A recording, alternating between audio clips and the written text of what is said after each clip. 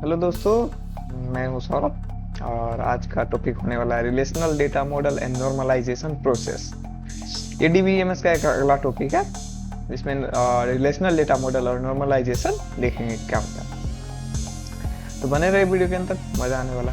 देखते पहले relational data model होता क्या है। The relational data model organise data in the form of tables, मतलब relation consisting of rows tuples जिसको बोल सकते हैं और कॉलम्स को एट्रीब्यूट्स बोल सकते हैं। इसी जो रिलेशनल डेटा मॉडल है इसमें जो डेटा ऑर्गेनाइज रहता है वो टेबल के फॉर्म्स में रहता है।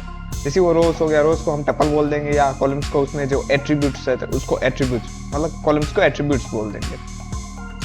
इसे कॉन्सेप्ट देखे जाए अगर एग्जांपल के साथ तो देख लीजिए। रिलेशन को टेबल्स बोल देते हैं, ठीक है। डेटा स्टोर इन टेबल, यहाँ जो डेटा रहता है जो डेटाबेस में वो टपल्स टेबल्स में स्टोर रहता है। एग्जांपल में ये देख सकते हैं, student table contains student details. अगर कोई स्टूडेंट नाम का टेबल है तो उसमें स्टूडेंट की ना डिटेल स्टोर होगी। जैसे उसका स्टूडेंट का आईडी हो गया, नेम हो गया, एज हो गया, कोर्स हो गया। जैसे स्टूडेंट का आईडी 101 हो गया, नाम क्या हो गया, जॉन हो गया, इसकी एज 20, उसका कोर्स कौन है, डीबीएमएस है। 102 है, एलिस है, 22 नेटवर्क्स, 103 बॉब, 19 AI। तो ये रहा। इसमें जैसे नल वैल्यूज भी होते हैं। नल वैल्यूज क्या होता है, जिसमें मिसिंग और अननोन डेटा होता है, रिप्रेजेंटिंग मिसिंग और अननोन डेटा है जिसमें रहता है। जैसे example, if Bob age is unknown it will store age null. अगर बॉब का एज पता नहीं है इसमें तो नल वैल्यू, नल जो कीवर्ड है ये स्टोर रहेगा जिसमें कोई डेटा नहीं है, एग्जिस्ट नहीं है। कीज क्या होता है, कीज जैसे प्राइमरी की हो सकता है, ये यूनिकली आइडेंटिफाई करता है ईच रो को। मतलब ईच रो में कोई अगर आप है तो आप में भी कुछ खासियत होगी। जैसे आप पे क्या बोल सकते हैं, आपके चेहरे का लुक हो गया, आपके बिहेवियर हो गया, आपका बात करने का स्टाइल हो, ये सब यूनिक फीचर्स होते हैं सब में। नाम तो सबके एक जैसे हो सकते हैं लेकिन कुछ यूनिकता होते हैं, जिसका गुण हो सक जाए, कैरेक्टर हो जाए, ये सब चीज यूनिक रहता है। वैसे हर टेबल में कुछ ना कुछ यूनिक रहता है, उसको प्राइमरी की बोलते हैं। जैसे एग्जाम्पल में देख लीजिए, उस टेबल में क्या स्टूडेंट आईडी यूनिक है सबका। जैसे कि 101 था, जैसे देखिए स्टूडेंट आईडी 101 है, 102 है, 103 है, सबका अलग अलग है। नाम भले ही सबके एक हो सकते हैं, कोर्स भी, एज भी एक हो सकता है, या फिर कोर्स भी एक हो सकता है, लेकिन जो स्टूडेंट आईडी है वो एक नहीं हो सकता। तो ये यूनिक है। फॉरेन की होता है रेफरेंस अनदर टेबल, जो अनदर टेबल से रेफरेंस मांगता है। जैसे ये course ID in the student table reference the course table. जैसे जो कोर्स आईडी हो गया, सब सब्जेक्ट का कोर्स का आईडी अलग अलग होता है, तो कोर्स टेबल में है वो रेफरेंस करता है, स्टूडेंट और कोर्स के बीच में लिंक डालता है, एक रेफरेंस करता है, जिसको फॉरेन की भी बोल सकते हैं। Integrity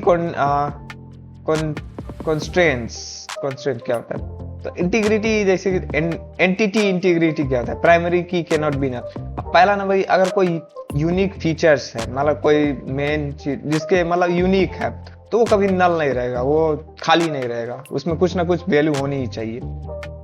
referential integrity, foreign key must reference an existing row in a table.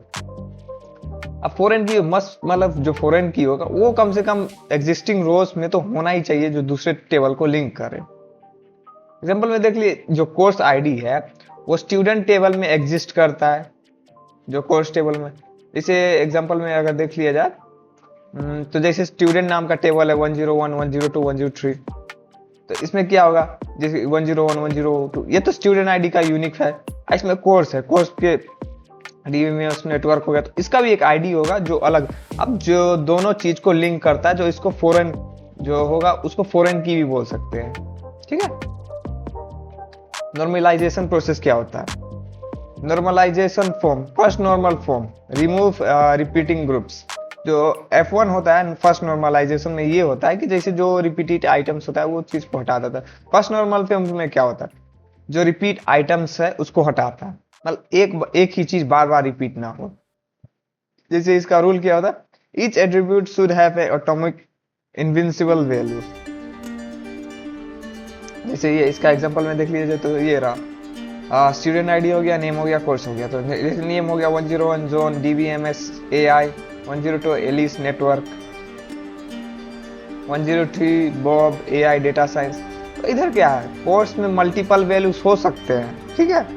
जैसे डीबीएमएस हो गया, AI हो गया, दिस वॉलेट 1 NF, मतलब सबका अलग अलग ना है। तो ये फर्स्ट नॉर्मल फॉर्म में आता है, ठीक है।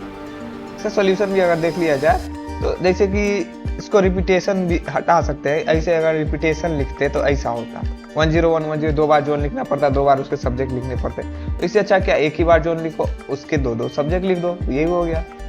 तो ये हो गया फर्स्ट नॉर्मल फॉर्म। अब सेकेंड नॉर्मल फॉर्म की बात करें तो क्या होता है, पार्शियल डिपेंडेंसी को हटाता है। जैसे every non key attribute must depend on whole primary key, not just part of it. जैसे कि जो इसका प्रॉब्लम देखते हैं, जैसे स्टूडेंट आईडी हो गया, कोर्स आईडी हो गया, या फिर कोर्स का नेम हो गया, तो 101 CSE, 101 DBMS, CSE 102 AI। इसमें ये क्या होता है कि ना ही वो पहला वाला दूसरे पे डिपेंड है, ना ही जैसे देख कोर्स आईडी और स्टूडेंट आईडी दोनों, यार course name depends on course ID not student ID. Course ID है ना, जो कोर्स आईडी और कोर्स नेम ये दोनों डिपेंडेंट है, लेकिन स्टूडेंट आईडी पे कोई डिपेंडेंट नहीं है। स्टूडेंट आईडी वो तो अलग ही हो गया, कोर्स का आईडी हो गया, कोर्स का नेम हो गया, तो ये दोनों एक आपस में जोड़ते हैं, लेकिन ये नहीं जोड़ता है। ये क्या कर सकते हैं इसको, अगर दोनों अगर तोड़ लिया जाए तो पहले ये स्टूडेंट आईडी हो गया, ये नेम हो गया 101 एलिस का हो गया, जोन का हो गया 102 एलिस का हो गया। फिर उधर स्टूडेंट कोर्स का टेबल देखें तो 101 CSE कोर्स आईडी हो गया, फिर कोर्स आईडी हो उसको कोर्स का नेम। तो ऐसे इसको तोड़ सकते हैं, ठीक है। तो इसको सेकेंड नॉर्मल फॉर्म में कहते हैं। थर्ड नॉर्मल फॉर्म के क्या, जैसे remove transitive dependency, a non key attribute should not depend on another non key attribute. जैसे इसमें ये होता है कि जो की एट्रीब्यूट है, जो मेन की एट्रीब्यूट है, वो दूसरे नन की एट्रीब्यूट पे डिपेंडेंट नहीं होना चाहिए। इसलिए देखिए कोर्स आईडी हो गया, कोर्स नेम हो गया, इंस्ट्रक्टर हो गया। जैसे DBMS डॉक्टर सुमित पढ़ाता है, AI डॉक्टर जॉनसन पढ़ाता है, ठीक है। तो इधर क्या instructor depends on course name and not course ID. Instructor किस पे डिपेंड करता है, कोर्स नेम पे। क्यों? क्योंकि वो इस सब्जेक्ट का ये DBMS पढ़ाता है, ना कि ये कोर्स आईडी पे, उससे कोई रिलेटेड नहीं है। इसका सॉल्यूशन क्या होगा, जैसे कोर्स आईडी कोर्स नेम लिख लो, ठीक है, DBMS AI। अब इंस्ट्रक्टर टेबल बना लो जिसमें दोनों, अगर दोनों को लिंक कराना तो दोनों ऐसे लिंक हो जाएंगे। तो इसको थर्ड नॉर्मल फॉर्म कहते हैं। फोर्थ में देखा जाए तो question code normal form, BCNF। हाँ, BCNF पता है, a table should have only one candidate key. अब एक टेबल में बस एक ही कैंडिडेट की होनी चाहिए। इन ए यूनिवर्सिटी अलाउ मल्टीपल इंस्ट्रक्टर पर कोर्सेज वी हैव। जैसे इसमें ये कि CSE 101 डॉक्टर सुमित और CSE 101 डॉक्टर ली, मतलब एक ही सब्जेक्ट को दो टीचर पढ़ा सकते हैं बराबर यूनिवर्सिटी में, ऐसा होता है। तो जैसे कि instructor is also a candidate की विच वॉलेट्स BC। इंस्ट्रक्टर भी एक अलग ही कैंडिडेट की है जो दोनों को मतलब बना सकता है। इसका सॉल्यूशन क्या हो गया, इसीलिए 101 डॉक्टर सुमित और 101 डॉक्टर ली इंस्ट्रक्टर दोनों सेम है। ये BCNF फॉलो करता है। अब जो आगे है वो फोर्थ नॉर्मल फॉर्म है, जैसे ये रिमूव मल्टी वैल्यू डिपेंडेंसी। अब इसमें मल्टी वैल्यू डिपेंडेंसी को हटाता है, ना कि एक वैल्यू एक ही पर डिपेंडेंट रहे। एक वैल्यू अगर 10 पे डिपेंडेंट है उस चीज को हटाएगा इसमें। A table should not have independent multi value attributes. एक टेबल के पास मल्टी वैल्यू एट्रीब्यूट्स नहीं होने चाहिए जो डिपेंडेंट है, इंडिपेंडेंट है। जैसे if a professor has multiple research areas we might store. जैसे प्रोफेसर आईडी हो गया, नेम हो गया, रिसर्च। अब एक प्रोफेसर है जो मल्टीपल एरियाज में रिसर्च करता है, जैसे AI में भी करता है, डेटाबेस में भी करता है। तो इसके लिए ये सोल्यूशन हो गया था, P1 हो गया प्रोफेसर 1, जो एरिया हो गया, AI में भी करता है, डेटाबेस में भी करता है, जो ये फोर्थ नॉर्मल फॉर्म पे काम करता है, ठीक है। आगे सिक्स्थ, जिसको फिफ्थ नॉर्मल फॉर्म भी कहते हैं, ये कॉम्प्लेक्स डिपेंडेंसी को हैंडल करता है। जैसे table should be decompose only if it removes redundancy without losing information. जब इसको जैसे एक टेबल को डिकम्पोज तभी किया जाना चाहिए जब वो डिपेंडेंसी को हटाता है लेकिन बिना इंफॉर्मेशन लॉस किए हुए। जैसे इसका प्रॉब्लम देखा जाए तो a project involves multiple student and professor. अगर एक प्रोजेक्ट है तो इसमें मल्टीपल स्टूडेंट भी आ सकते हैं या फिर प्रोजेक्ट भी आ सकते हैं। Create a student project and project table, ठीक है। स्टूडेंट टेबल स्टूडेंट आईडी हो गया, प्रोफेसर आईडी हो गया, प्रोजेक्ट आईडी हो गया, ये रहा। तो ये इसको फोर्थ नॉर्मल फॉर्म भी कहते हैं, ठीक है। अब फाइनल समरी क्या है, normalization steps what it fix.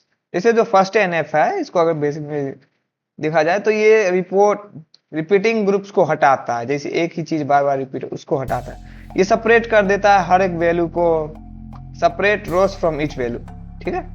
Second number form में ये पार्शियल डिपेंडेंसी को हटाता है, स्प्लिट इनटू मल्टीपल टेबल, ये मल्टीपल टेबल्स में स्प्लिट कर देता है। और ये ट्रांजिटिव डिपेंडेंसी को हटाता है, जो सेपरेट करता है इंस्ट्रक्टर टेबल को। अब ये हैंडल्स एडवांस डिपेंडेंसी को हैंडल करता है, जो स्प्लिट कोर्स इंस्ट्रक्टर डेटा, ठीक है। और आगे ये है 4 नंबर पे, जो रिमूव्स मल्टी वैल्यू डिपेंडेंसी को हटाता है और रिसर्च टॉपिक को मतलब सेपरेट कर देता है। 5th है जो eliminates the redundancy in joins, create a student professor table, जैसे ये इसको सब को लिंक करता है, जो स्टूडेंट हो गया, प्रोफेसर हो गया या फिर प्रोजेक्ट टेबल को आपस में लिंक करता है। तो ये था रिलेशनल डेटा मॉडल के बारे में। आई होप आपको समझ में आया होगा। तो वीडियो के अंत तक बने रहने के लिए आपके धन्यवाद। मिलते हैं अगले वीडियो में। जय हिंद।